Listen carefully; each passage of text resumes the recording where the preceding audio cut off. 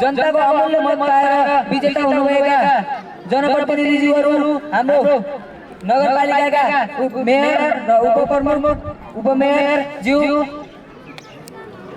र मेरा यस विद्यालयमा अध्ययन सम्पूर्ण विद्यार्थी साथीहरुमा सर्वप्रथम हाम्रो विद्यालय र मेरो व्यक्तिगत तर्फबाट नमस्कार टक्राउन चाहन्छु। स्पिकर हाम्रो यस अभिभावक भेला प्रिय अभिभावक भेलामा पाल्नु भएको अभिभावक ज्यू र अन्य अतिथिहरुमा हार्दिक आभार गर्दछु। हामीले राखेको यस कार्यक्रममा हजुरहरूले मन नदुखाएर आइदिनु भयो र यहाँ आसन ग्रहण गर्नुभयो, त्यसको लागि म अझ फेरि अत्यन्तै हार्दिक आभार गर्दछु। हाम्रो विद्यालय पहिले कस्तो थियो र अहिले कस्तो छ, हाम्रो विद्यालयमा धेरै राम्रा कुराहरू र हाम्रो विद्यालय विकसित भइरहेको छ।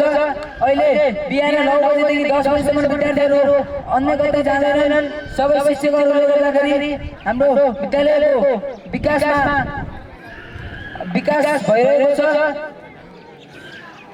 यसको साथसाथै हाम्रो हरेक कक्षा मोटरको व्यवस्था गरिएको र विद्यार्थीहरूले गरेका हरेक मागहरूको पुरा गरिरहेका छौँ र विद्यार्थीहरूले शिक्षकहरूले भनेका पनि हरेक कर्तव्य र नियमहरू पालना गर्दै हामी अघि बढिरहेका छौँ। अहिले हाम्रो बिहानैभरि हुने लाइनमा सबैको प्रतिभाहरू देखाउनको लागि हामीले दैनिक प्रतिभाको कार्यक्रम पनि गरेका छौँ। त्यसले गर्दाखेरि विद्यार्थीहरूले अगाडि गएर बोल्ने प्रतिभाको विकास भइरहेको छ र अस्ति भर्खरै हाम्रो नगरमा भएको चित्रकलामा हाम्रो विद्यालयले प्रथम स्थान ल्याउन सफल भयो। यो पनि हाम्रो विद्यालयको ठुलो कुरो।